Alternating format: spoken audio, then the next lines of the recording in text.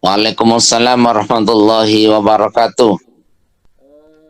Gimana kabarnya Pak Haji? Sehat walafiat hari ini? Ya, alhamdulillah sehat walafiat sekarang. Insya Allah bisa melaksanakan tugas hari ini. Iya, iya.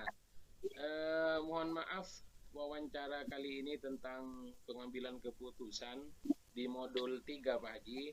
Biasanya ini saya langsung wawancara tentang kasus-kasus dilema etika yang selama Bapak Haji pernah temui atau pernah jumpai, namun karena Bapak ada di luar kota, di Batu Malang, sehingga wawancara ini terpaksa harus dengan daring. Dan Ya, due date-nya itu sampai tanggal Senin ini sudah harus di-upload. Jadi mohon maaf Pak Haji, jadi harus pakai daring. ya, siap. Insya Allah siap. Ya, Pak Haji mungkin punya waktu untuk saya wawancarai hari ini. Ya, siap. Waktunya ada. Insya Allah. Ya, Karena ini masih pagi nih. coba nggak puasa bisa bisa pakai ngopi-ngopi. Ya, terima kasih atas waktunya Pak Haji. Mungkin ini adalah wawancara tentang kasus-kasus dilema yang pernah dijumpai oleh Bapak selaku kepala sekolah di lembaga saya sendiri di SMA Negeri 1 Kalianget. Pertama pertanyaannya tentang selama ini yang bagaimana Bapak dalam mengidentifikasi kasus-kasus yang merupakan dilema etika atau bujukan moral. Biasanya kalau dilema etika itu kan benar lawan benar Pak Ji. Bagaimana Bapak itu mengidentifikasi kasus-kasus itu? Ya, eh, memang kasus-kasus yang berkaitan dengan dilema benar sama benar itu memang pernah terjadi. Ya, baik guru dengan guru maupun bahkan ya guru dengan kepala sekolah ya pernah juga terjadi ya. Kemudian siswa dengan guru maupun siswa dengan siswa. Siswa. Artinya kasus seperti ini sebenarnya bukan persoalan kasus yang berat, tetapi dalam pengambilan keputusannya itu harus betul-betul membuat mereka semua senang dan tenang. Ya, senang tapi tenang untuk melaksanakan. Ya, Nah ini. Karena apa? Karena persoalannya adalah persoalan sesuatu yang sama-sama benar, bukan benar dan salah.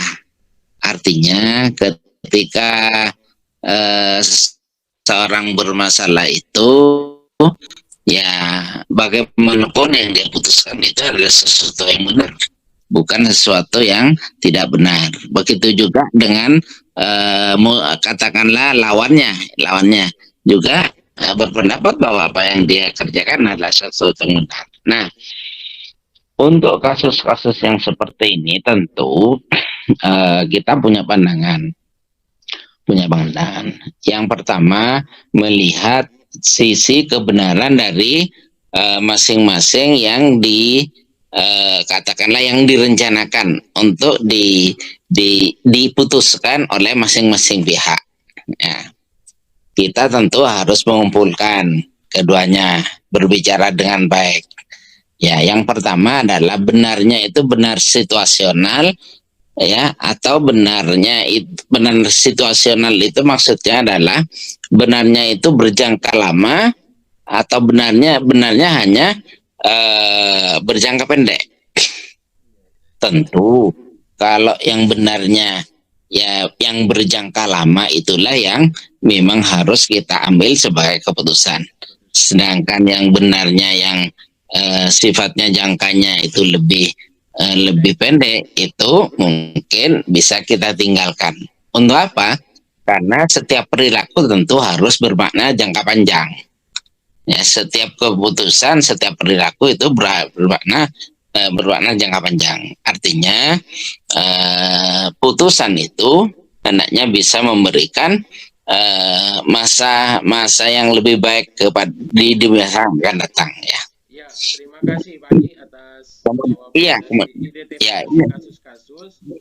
memang di dalam kasus dilema itu eh, mengandung nilai-nilai, sama-sama mengandung nilai-nilai kebajikan, Ya, sehingga kepala sekolah bingung di dalam memutuskan. Oleh ya, sebab itu, Bapak tadi mengatakan mengambil keputusannya itu dengan cara eh, jangka panjang yang harus diperjuangkan ya, daripada ya, jangka pendek. ya. Lalu Kemu- kemudian yang kedua, Pak Haji, tentang Kemudian belum selesai ini ya. oh, belum selesai. Belum Silakan Pak saya. Haji. Ya. Kemudian tadi melihatnya dari si waktu, Si dari waktu. si waktu. Ya. Yang kedua adalah melihat dari sisi orang yang terkena masalah itu. Ya. Artinya benarnya itu menyangkut orang banyak ataukah hanya menyangkut untuk kepentingan orang per orang atau kepentingan orang-orang yang terkena masalah itu, Kasus tersebut. masalah itu. Ya, saya melihatnya artinya kalau benarnya itu lebih bermanfaat kepada banyak orang, itu yang harus diambil keputusannya daripada benarnya itu hanya untuk diri sendiri atau Individu. orang-orang yang ada di sekitarnya. Ya, jadi dua hal itu yang harus menjadi patokan saya di dalam mengambil keputusan tentang kasus benar dan benar itu. Iya, iya, Pak Haji. Ya. Kemudian selanjutnya tentang masalah pertanyaan kedua dengan pertanyaan ketiga mungkin sudah dijawab dengan Pak Haji, masalah dua keputusan yang sama-sama mengandung nilai kebajikan. Lalu langkah-langkahnya sudah dijawab secara sekaligus. Sangat luar biasa Pak Haji, ini jawabannya langsung mungkin sudah mengalami kasus-kasus yang sudah di luar nalar, artinya tidak perlu dipikir dengan mendalam, tapi langsung secara intuisi, jadi secara langsung. Kemudian selanjutnya, Baji, setelah langkah-langkah kemudian juga langkah yang efektif sudah dijawab, hal-hal apa barangkali yang menjadi tantangan dalam pengambilan keputusan dalam kasus-kasus dilema etika di sekolah yang Bapak pernah jumpai, tantangan dalam pengambilan keputusan itu. Ya, barangkali karena ini daring, coba diulang pertanyaannya ya, Oh iya, Pak. karena ya agak keras gitu Iya.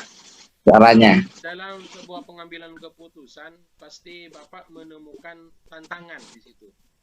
Misalnya ada dua kubu, misalnya individu lawan komunitas atau kelompok. Tentu di situ ada risiko atau tantangan yang dihadapi oleh Bapak dalam mengambil keputusan. Kira-kira tantangan apa saat Bapak ini mau mengambil satu keputusan? Tantangannya adalah tidak jauh berbeda dengan jawaban saya tadi. Iya, tantangan yang berkaitan dengan individu atau komunitas itu yang terkait dengan jumlahnya banyak orang yang akan mendapatkan kebaikan dari apa yang dia putuskan. Iya, iya. Nah, tentu tantangannya itu harus kita mengambil yang lebih banyak. Lebih kepentingan umum. Ya, lebih umum. Atau tantangannya harus melihat untuk kepentingan komunitas, bukan kepentingan diri sendiri, yang hanya mungkin bisa dinikmati orang yang terkena kasus itu, terkena masalah itu, bukan kasus lah, masalah. Ya. Kemudian tantangan berikutnya adalah tantangan yang berkaitan dengan waktu juga. Ini juga harus kita pertimbangkan tantangannya. Kalau persoalan baiknya itu hanya sebentar, bermakna sementara, itu sebisanya harus kita ubah kepada kebaikan yang bermakna lebih lama atau bermakna seterusnya jangka panjang. Nah, itu yang harus menjadi perhatian kita. Ya, kadang-kadang kita memang karena pikiran kita itu mungkin berpikir ingin segera cepat menyelesaikan masalah itu, ada yang baik langsung kita ambil. Padahal harus dipertimbangkan betul-betul, baiknya itu jangka lama atau jangka pendek. Itu yang harus kita perhatikan. Ya, dari dua hal itu barangkali tantangan-tantangan yang harus kita pertimbangkan dengan sebaik-baiknya. Karena yang namanya kebenaran, yang namanya kebaikan tentu harus bermakna bagi orang banyak dan tentu bermakna jangka panjang. Iya, Pak Haji. Ya, ya, Terima kasih, sangat gamblang sekali jawabannya dan sangat ya. luas dan detail. Kemudian dalam pengambilan keputusan, apakah Bapak itu harus menunggu tempat di mana yang enak atau waktu khusus begitu dalam mengambil keputusan, atau menunggu datangnya seseorang untuk mengambil keputusan? Apakah ada waktu-waktu khusus gitu ya dalam mengambil suatu keputusan yang di sekolah Bapak yang telah pimpin gitu? Ya, saya tentu harus melihat dulu sisi persoalan atau sisi kasus yang katakanlah dilematis itu. Iya, Ya, sisi kasusnya. Jadi saya lebih melihat dari kalau kasusnya kira-kira itu menyangkut banyak orang, tentu kita harus berbicara dengan sebaik-baiknya dengan orang-orang yang terkena kasus atau masalah yang dilematis itu. Ya. Kemudian kasusnya yang bermakna jangka panjang, ya, itu tentu juga kita harus berbicara lebih baik-baik, berbicara dengan baik dengan orang-orang yang terkena permasalahan itu. Tetapi kalau kasusnya itu kasus ringan, kasus tidak terlalu berat, itu sebaiknya langsung bisa diputuskan ketika kita menghadapi persoalan seperti itu. Ya, jadi langsung lebih seketika cepat, begitu ya, lebih cepat ya, lebih baik ya. lebih cepat, lebih baik. Ya, Jadi seperti itu. saat itu juga keputusan selesai gitu aja. Ya, Karena ya, sudah menemukan prinsip-prinsip atau cara-cara teknik tersendiri. Oke, ada dua pertanyaan lagi Pak Haji tentang masalah kasus dilema. Faktor-faktor apa yang membuat Bapak bisa mempermudah atau membantu Bapak dalam mengambil keputusan, Pak? Faktor-faktor apa yang dapat mempermudah? ya. Faktor-faktor yang insya Allah bisa mempermudah ketika kita mengambil keputusan itu tentu adalah faktor pengalaman.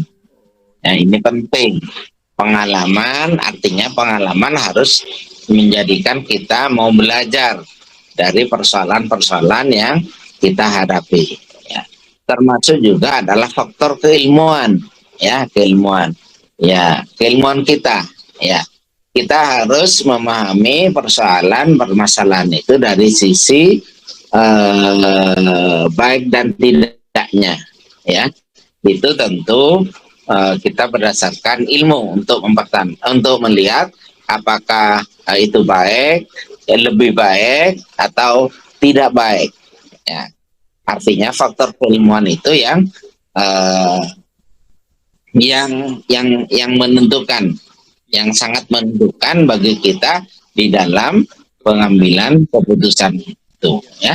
Jadi faktor pengalaman dan keilmuan itulah yang sangat penting bagi kita di dalam merespon sebuah persoalan dan memutuskan persoalan apa yang sedang kita hadapi.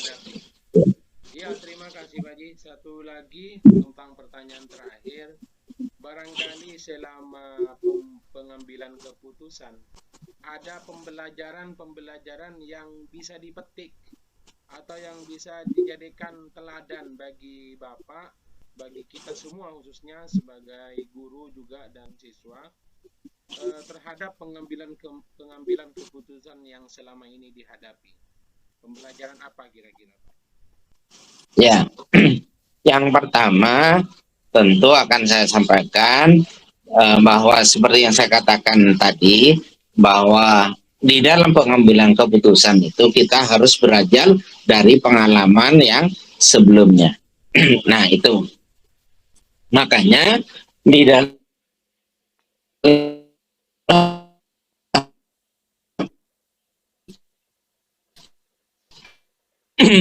ada pelajaran-pelajaran baik di dalam kita menghadapi persoalan-persoalan itu. Yang pertama adalah pelajar lihat dan kita pikirkan secara betul-betul dengan sabar, insya Allah Allah itu akan memberikan petunjuk kepada kita. Itu yang penting itu. Kesabaran di dalam mengambil sebuah keputusan itu Allah insya Allah akan dibarengi Allah di dalam mengambil Memang keputusan. kasus yang dilema ya Pak Haji, membingungkan. Iya, iya, ya. Jadi itu yang pertama adalah pelajaran kesadaran. Ya, kita belajar sadar untuk setiap persoalan yang kita hadapi itu. Yang kedua adalah pelajaran ini. Yang kedua itu adalah persoalan keadilan. Ya, keadilan itu sangat penting di dalam mengambil sebuah keputusan. Apakah keputusan itu mau diberikan, mau diambil untuk lebih menguntungkan kepada orang yang sedikit, ataukah keputusan itu bisa diambil untuk keputusan yang sifatnya komunitas. Itu yang betul-betul harus kita berbicara hati kita dari rasa keadilan.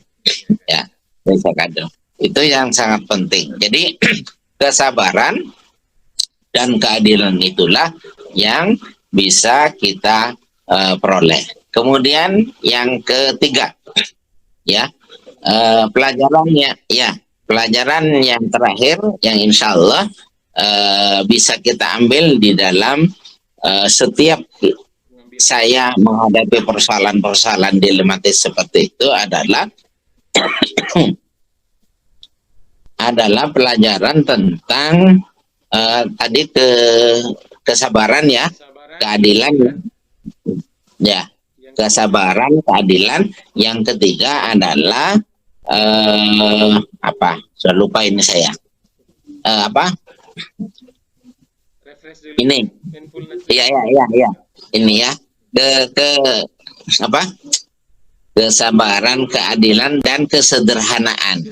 Dalam ya, kesederhanaan itu bukan berarti kita harus berpikir sederhana, bukan seperti itu.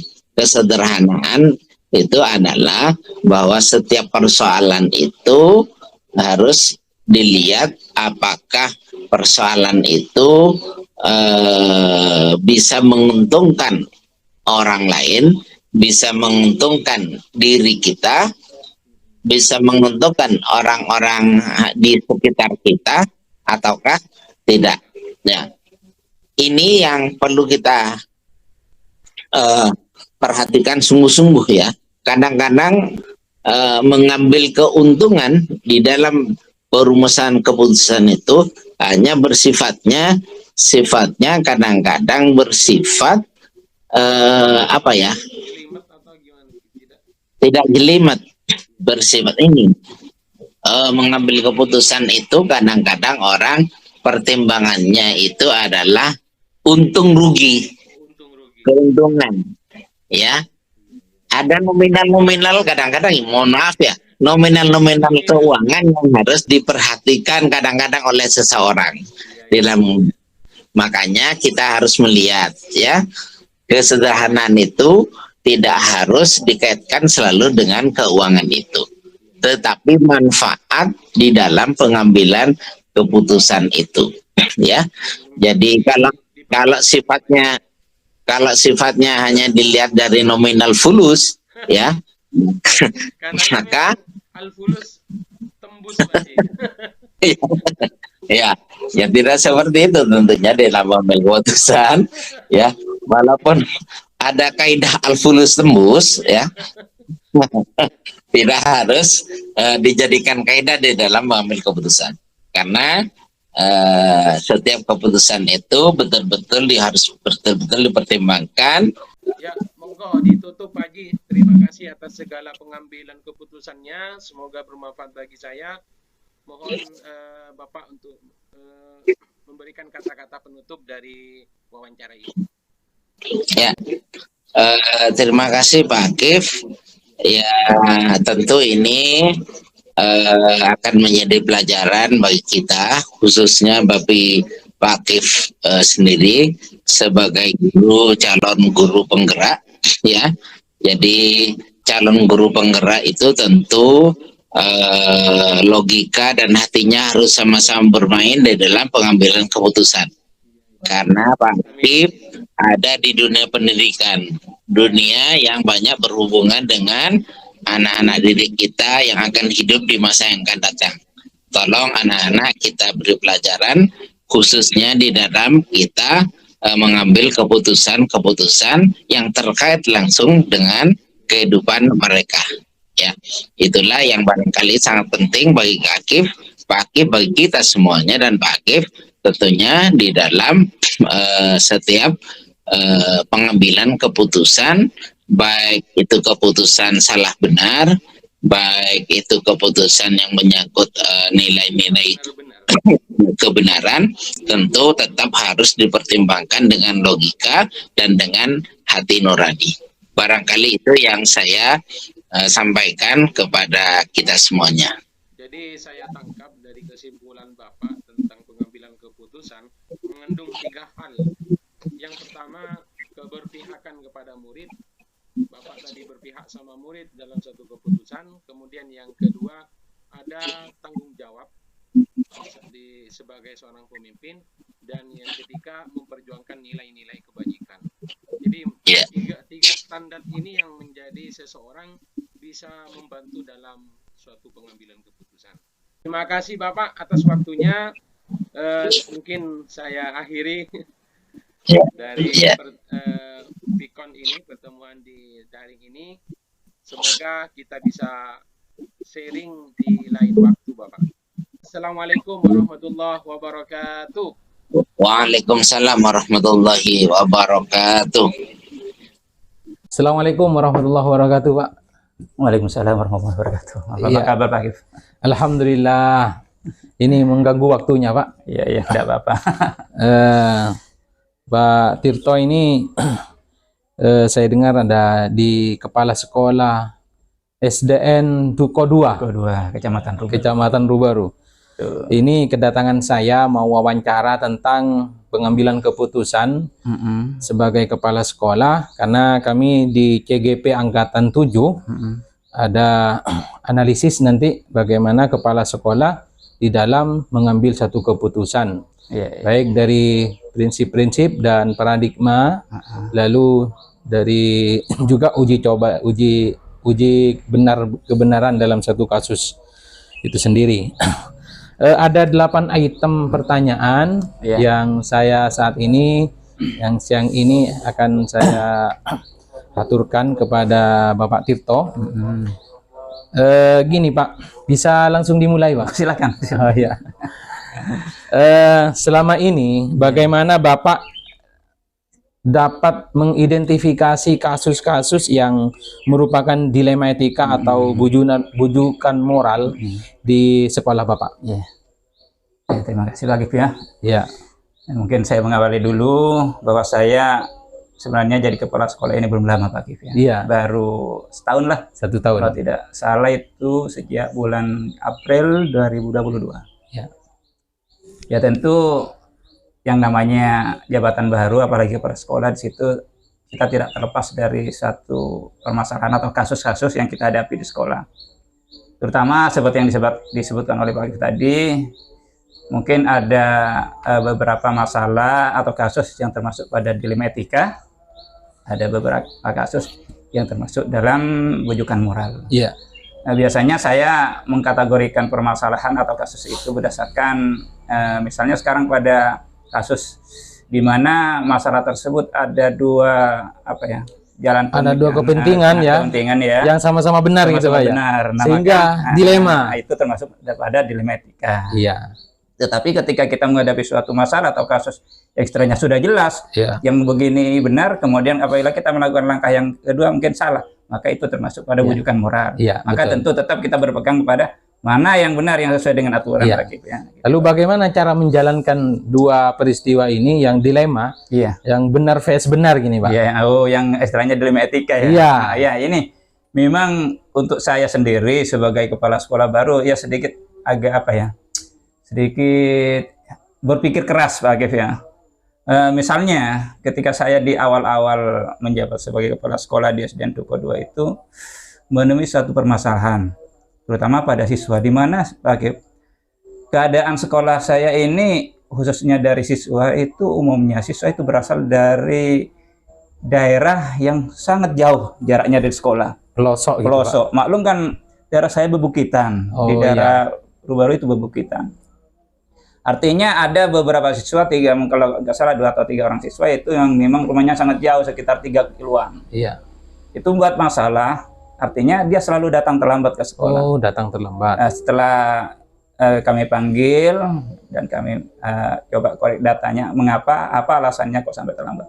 Ternyata Pak Akif, sebuah tradisi di sana ketika masih pagi hari setelah subuh itu ada semacam ngaji. Oh. Ngaji kepada ustadz atau kiai Iya, kampung yang di sana di ya. musola Setelah itu ya. subuh sekitar jam setengah 6 lah, setengah 6 sampai dengan ya hampir jam 7, anak itu masih mengaji. Oh, gitu. Jadi ya. itu ada permasalahan seperti itu. Belum lagi jarak dari rumah ke sekolah masih jauh, sekitar 3 kiloan. Nah, itu Aduh. kan tentu perlu waktu. Iya. Maka lambat gitu, Pak. Ya? permasalahannya anak tersebut selalu terlambat. Lambat terus. Lambat. Ya. Semestinya kita normalnya ya jam 7 sudah masuk, Sudah yang di lain sekolah. mungkin yang dekat sudah masuk. Yang 3 orang anak itu Masih belum. selalu terlambat. Bahkan belum kadang-kadang 9. sampai setengah 8 baru nyampe ke sekolah. Oh iya, Nah, iya, iya. setelah saya tanyakan ternyata begitu. Nah, kita jelas sudah bahwa itu suatu kasus ya, suatu kasus permasalahan. Menghadapi masalah ini Nah. langkah-langkahnya gimana, Bapak? Karena ini saya anggap sebuah dilema etika. Dilema bagi kita, etika, iya. iya. Di sisi lain, saya harus menegakkan aturan sekolah. Di sisi lain, Ya, kalau ditegur nanti berhenti, nggak ada berarti muridnya. jelas. Artinya anak juga benar kan? Iya. Yang ngaji punya alasan yang bisa dipertanggungjawabkan. Iya. Artinya benar lawan benar. Iya. Lawan benar lawan benar. Akhirnya saya dengan terutama saya sebagai manajer di sekolah itu harus membuat suatu keputusan yang tepat. Iya, Nah, betul. artinya di sini kan kita merujuk pada suatu paradigma tadi. Iya. Ya, artinya benar Lawan benar. ya setia ya, barangkali kita membandingkan antara dengan keadilan Dan ya kasihan gitu ya. dan kasihan. Iya. Kita harus adil dengan murid-murid yang lain. Iya, Nah, betul. kan gitu kan. Mengapa 3 orang anak ini Pak bisa terlambat, boleh terlambat, kenapa saya tidak gitu kan? Iya. Nah, tetapi kita juga harus ada rasa kasihan kepada anak ini. Iya. Nah, maka Dilema gitu, Pak ya. maka kami harus memutuskan bahwa saya lebih mementingkan rasa kasihan. Iya. Nah, artinya agar tetap belajar mereka bertiga tetap bisa berlangsung. Iya, betul. Ya, dengan memberikan pengertian tentunya kepada anak-anak yang lain bahwa 3 orang anak ini memang ada kendala terutama perjalanan ya, dan kegiatan yang harus disesuaikan sebelumnya. Walaupun sebenarnya Pak Akif, dari dilema etika ini sebenarnya ada trilemanya ini. Iya, Ada trilemanya. Iya, gimana? Nah, saya berpikir sebenarnya ini ada trilemanya. Ketika anak-anak mungkin bisa usahakan bagaimana supaya dia datang terlambat dengan barangkali naik sepeda ke sekolah. Cuma permasalahannya anak tersebut berasal dari keluarga miskin. Oh. Kami sendiri dari pihak sekolah belum mampu untuk membantu itu. Oh. Mungkin di lain hari kemudian kami bisa membantu Memfasilitasi lah. Fasilitasi mungkin membelikan sepeda terhadap Iya. 3 anak tersebut biar dia dapat datang ke sekolah tepat waktu. Iya, barangkali dari hal-hal apa saja yang selama Bapak itu temukan kasus seperti yang anak terlambat tadi, tantangan-tantangan gitu yang dalam mengambil keputusan kasus tadi, tantangannya apa, Pak? Ya betul. Sebagai kepala sekolah Pak Akif, apalagi saya sebagai kepala sekolah baru, tentu tak lepas dari tantangan-tantangan ketika memutuskan suatu permasalahan, ya kan? Baik itu terkait dengan dilema etika maupun wujudan moral tadi. Terutama kita akan sebagai kepala sekolah dalam memutuskan sesuatu tidak serta-merta kita harus pendapat kita sendiri. Iya. Karena ini menyangkut pada kepentingan murid khususnya. Jadi apa-apa kan kita harus berpusat pada murid. Iya. Jadi kita harus melibatkan guru di situ. Melibatkan guru juga ya. Kendalanya adalah ketika guru itu belum memahami Iya. bagaimana prinsip-prinsip dilema etika itu, Iya. bagaimana paradigma dilema etika, bagaimana 9 langkah pengujian. Nah, itu yang kan mereka belum tahu. Iya. Jadi kita harus kendalanya di situ Pak. Jadi harus yang kita memberikan pemahaman dulu kembali kepada mereka. Begini cara kita dalam mengambil suatu keputusan. Jadi seperti itu Pak. Oh iya. Lalu ketika Bapak dalam memutuskan kasus, baik itu kasus guru, juga kasus siswa, ada ndak waktu khusus, tempatnya di mana, lalu kemudian harus dijadwalkan begitu saja, dirancang begitu saja, persiapannya apa langsung tiba-tiba gitu loh. Iya, iya. Mungkin kalau terjadwal secara khusus ya tidak, kecuali pelaksanaan supervisi Pak Gip ya. Oh gitu. Tetapi ketika kasus-kasus itu sifatnya insidental atau dadakan, maka kan harus cepat mengambil keputusan. Iya, iya. Artinya memang tempat ya jelas ada ya, seperti barangkali ketika ada satu kasus seorang guru mungkin ya sering datang terlambat, ya tentu saya panggil ke kantor secara pribadi ya, secara pribadi, kemudian saya tanyakan apa permasalahannya ya, dengan tentu dengan menggunakan prinsip-prinsip coaching itu Pak Gip ya. Bagaimana cara penyelesaiannya itu Pak Gip. Termasuk siswa juga barangkali biasa namanya sekolah itu mesti ada kan permasalahan siswa. Ya saya panggil. Tetapi kalau secara jadwal khusus tidak ada Pak Gip ya. Oh iya. Tidak ada. Untuk 2 kasus nih Pak, misalnya ada benturan dilema di antara individu dan kelompok, atau mungkin jangka pendek dan jangka panjang gitu ya. Itu yang dipilih Bapak itu yang mana Pak? Iya, iya. Betul Pak Gip. Cara memutuskan gitu. Saya cenderung kepada yang namanya suatu kepentingan atau ya, mungkin juga kepentingan mendesak dan tidak mendesak gitu. Ketika ada versi kasus ya yang tadi antara kebutuhan bersama ya, bersama atau masyarakat atau dengan individu, ya tentu kita lebih mementingkan yang orang banyak, masyarakat gitu ya. Jadi kepentingan satu orang siswa tidak mungkin dia bisa dimenangkan oleh kepentingan banyak siswa. Oh iya, iya. Gitu. Atau satu orang guru tidak bisa itu memenangkan ya, atau diutamakan daripada kepentingan banyak guru. Banyak guru. Gitu. Kemudian jangka waktu pendek dan jangka panjangnya tentu kita melihat dulu permasalahannya Pak Gip ya. Ketika itu mungkin mendesak dan harus segera diselesaikan, kepentingannya bagaimana gitu. Apakah dia efeknya pada jangka pendek, bagaimana efeknya jangka panjang. Nah, biasanya saya cenderung berpikir pada bagaimana efeknya jangka panjangnya. Nah itu, daripada kita mementingkan keuntungan yang sekarang, tetapi jangka panjangnya justru tidak baik. Tidak baik gitu ya. Lebih baik saya jadi mengambil sesuatu yang kebaikan di situ. Ada kebaikan enggak yang lebih? Yang lebih ya. Kebaikan di mana yang lebih utama? Lebih utama. Dan ketika kasus pasti itu ada orang yang membantu, Pak. Betul. Ada orang yang membantu dalam segi pengambilan keputusan. Siapa kira-kira yang Bapak ajak bantu untuk menyelesaikan kasus yang dilema? Khususnya di sekolah saya, kebetulan alhamdulillah, saya punya partner Pak Gip ya, termasuk seperti Pak Gip sendiri. Istilahnya dia lulusan pondok lah, yang lebih sedikit banyak mengerti tentang agama gitu ya, norma-norma agama. Ya, jadi ada situ guru agama yang sudah kompeten, bahkan dia mungkin dulu sempat menjabat sebagai PLT kepala sekolah juga. Ya, dia lebih senior lah dibanding guru yang lain. Dialah yang banyak membantu saya, berdiskusi dengan saya bagaimana mencari jalan keluar terhadap suatu permasalahan itu. Itu namanya Pak Saiful. Terus ini Pak, tadi ada yang terlupakan dari tantangan-tantangan di antara beberapa banyak guru. Tentu di situ setiap sekolah pasti ada yang junior dan senior gitu ya. Betul. Jadi bagaimana Bapak ketika menghadapi permasalahan antara junior dan senior gitu?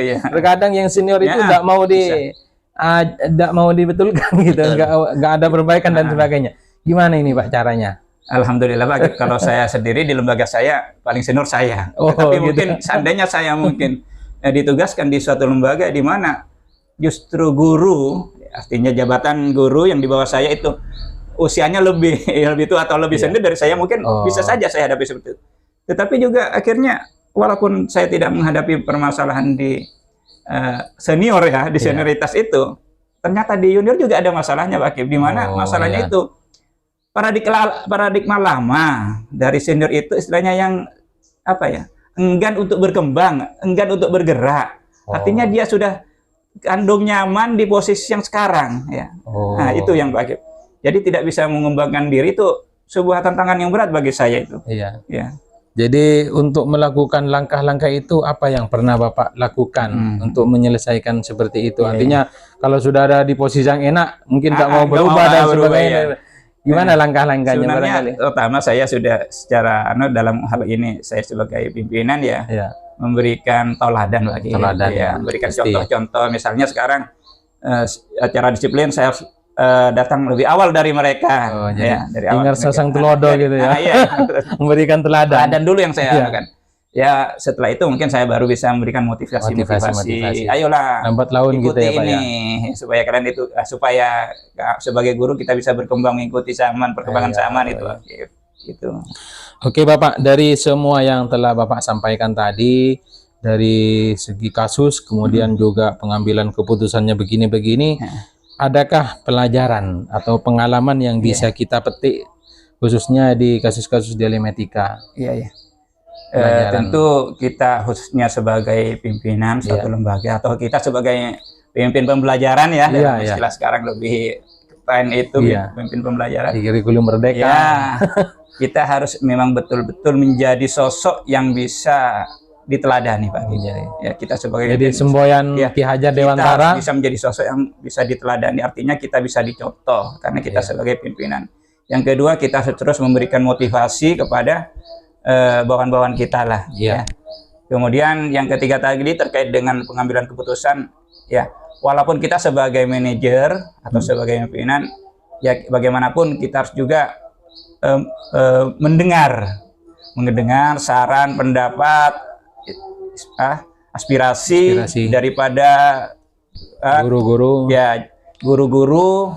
kemudian juga yang tidak kalah pentingnya juga aspirasi dari murid-murid kita. Dari mungkin wali murid juga.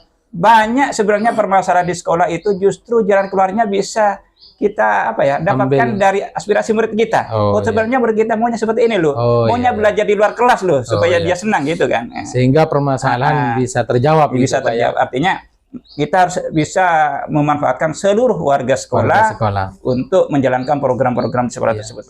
Setelah saya tangkap tadi tentang pengambilan keputusan, sepertinya Bapak itu merujuk kepada 3 prinsip dalam pengambilan keputusan, yakni berpihak kepada murid, kemudian juga nilai-nilai kebajikan, dan juga tanggung jawab. Iya. Dari 3 inilah mungkin yang saya simpulkan juga dari yang Bapak katakan untuk mengambil satu kebijakan atau keputusan sebagai kepala sekolah. Terima kasih Bapak atas informasi dan juga pengalamannya di dalam memutuskan kasus-kasus yang terjadi di sekolah Bapak. Semoga sekolah Bapak tetap maju dan juga bisa menjadi sekolah rujukan dari sekolah-sekolah yang lain. Amin. Terima kasih Bapak Tirto. Sama-sama Pak. Assalamualaikum warahmatullahi wabarakatuh.